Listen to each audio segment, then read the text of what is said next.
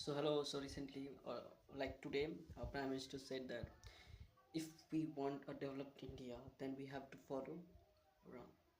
My question is, যারা রামকে follow করছে না, স্পেশালি দ্য ডেভেলপ কান্ট্রি যেগুলো আছে এখন ওয়ার্ল্ডে, America, UK, France, Italy, Ireland, ওরা কি রাম ফলো করছে না অন্য কিছু ফলো করছে? এবার যদি অন্য কিছু ফলো করে থাকে তাহলে ওরা কেন develop?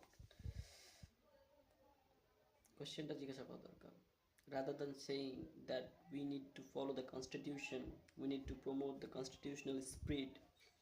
We are talking about religion cannot help you to progress in 21st century. It is basically the shortcut way to backwards when it comes to progress.